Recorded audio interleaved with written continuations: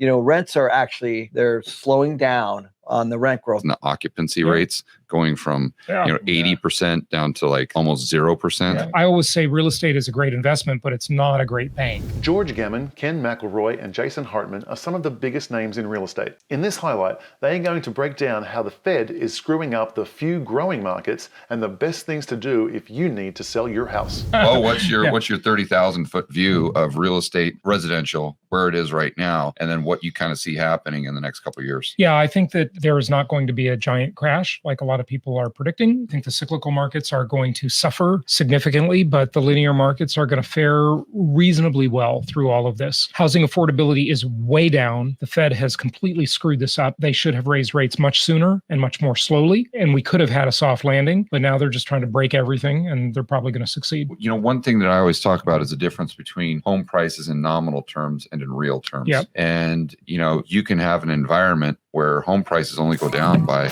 let's say 5 or 10% over 2 years. But if you have 10% per annum inflation, now all of a sudden in real terms, you're down 20, 30%. Right. And, if that happens over 5 years, the next thing you know, you're right back down to that historic trend line that we had in 2012, which I think there's a better equilibrium between incomes and actual home prices. That goes all the way back to 1900. Right. But you can get to that point with very little decline, if any, in nominal prices. And that inflation only benefits you if what you are receiving as far as cash flow goes up relative to your mortgage. Right. So let's just say you've got that 30-year fixed rate mortgage, inflation goes up, but yet rents don't. Then you're using that rent to pay the mortgage. Therefore, there isn't that delta that would benefit you. Right. So now usually it does. Usually over time, if the CPI is running at 10, you are going to have rents go up, but it doesn't happen often in lockstep. So Kenny, what's going on the multifamily side? Rents are actually, they're slowing down on the rent growth, but they're still positive. So we had this crazy rent markets.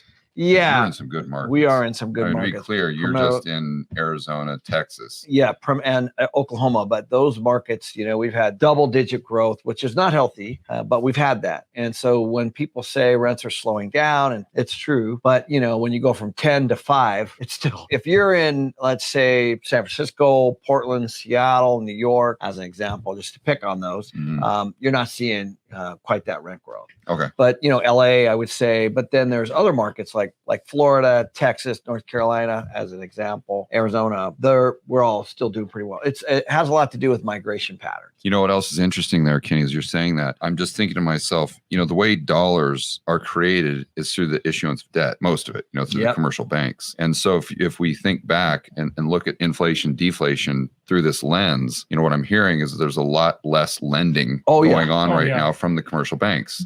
If there's a lot less lending, there's a lot fewer dollars that are being created. Well, I'll tell you, so if you have M2, which we've seen at flatline, and now we see M2 potentially go down, it makes a lot of sense as to why, because of this dynamic where, there's just not that many loans being generated because the Fed is trying to slow down the economy. There's two things we're seeing. The first one is they lowered the loan to value. So we used to get 70%, then it went to 60, now it's 50.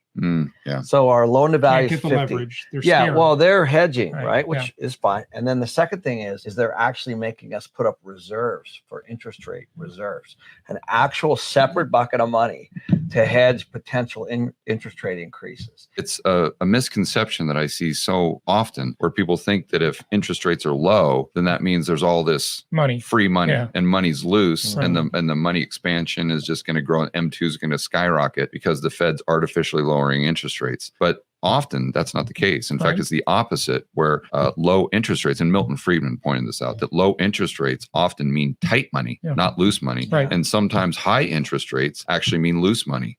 So in your experience with the residential side, how was money in 2009-10 when interest rates were at 0? And then same question for you on the multifamily.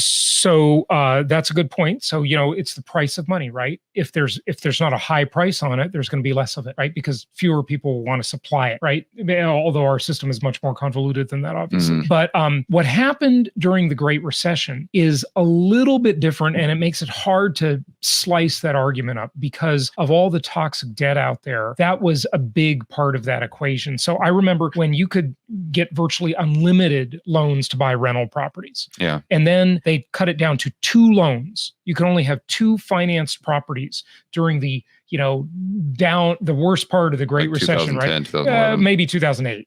That was more like 2008, 2009. Okay. And then they expanded it and we were jumping for joy at my company. You could have 4 financed properties, right? Now you can have 10. And if you're married and your spouse can qualify, you can have 10 more. Right. Fannie Mae, Freddie Mac, those are called agency loans, right? The thing people need to get their head around is mortgage credit availability, not just interest rate. Right. And I'd encourage you to just go online and search. Don't Google it because they're evil, but just search it, DuckDuckGo it. The Mortgage Credit Availability Index, the MCAI, published by the Mortgage Bankers Association. And that's a really good thing because it doesn't talk about interest rates. It talks about availability of credit in the aggregate. Right. And that's a really important thing to understand. If you were a guy or a gal in a cyclical market, and you had a house, let's say you bought it 4 or 5 years ago, what would you be doing? What would your thought process be right now? I would be thinking if it's a cyclical market, contrasting to a linear market, which is a market where I'd be holding. A cyclical market, I would consider selling. Depends on life situation, depends on a million things. Let's just say if it's all just a strictly financial decision. I would consider unloading that property because I think that's going to go down more. And in a cyclical market, you can never make the property pencil. It's just too expensive. From a cash flow standpoint. Yeah, if you turn it into a rental, it would never work. And a lot of these investors are kind of like fake investors out there right now because they're using Airbnb. And I want to remind everybody that Airbnb and Bitcoin, similarly, are just teenagers. They're just young kids, not proven at all. Airbnb has never been through a real recession. A lot of these people that think these properties pencil on an Airbnb basis, just remember, in a deep recession, the first thing that is optional that people give up is vacation. Yeah, I want to give a shout out to our good buddy Adam Taggart and his podcast Wealthy On. He just interviewed a gal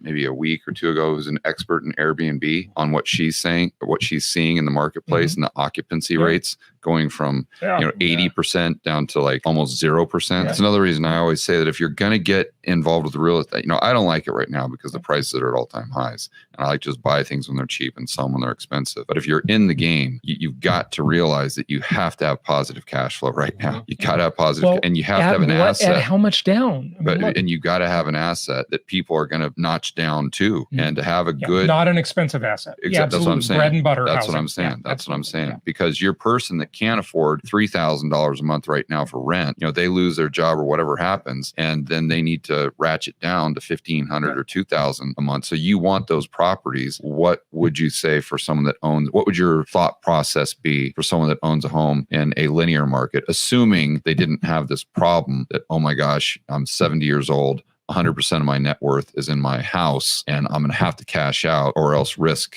working at McDonald's when I'm 90 years old or something. Just keep the property. And if you have a bunch of equity in that property, first of all, I'm sorry you do, because I'd rather have you have control of that money and have the equity out of the property. I always say real estate is a great investment, but it's not a great bank. Okay. I don't like having a lot of equity in the properties. But if you do, there are other options, and they may not be what you want to hear, but they are options. You can rent rooms. Okay. If you have extra bedrooms, you can rent them. You can rent the whole house out. You can dog sit if you like animals and like dogs, right? A lot of people make quite a bit of money doing that. You can use your house for other purposes to generate income. If you enjoyed that, check out this video where not 1, not 2, but 3 macro experts reveal what they just put in their portfolio to survive this recession.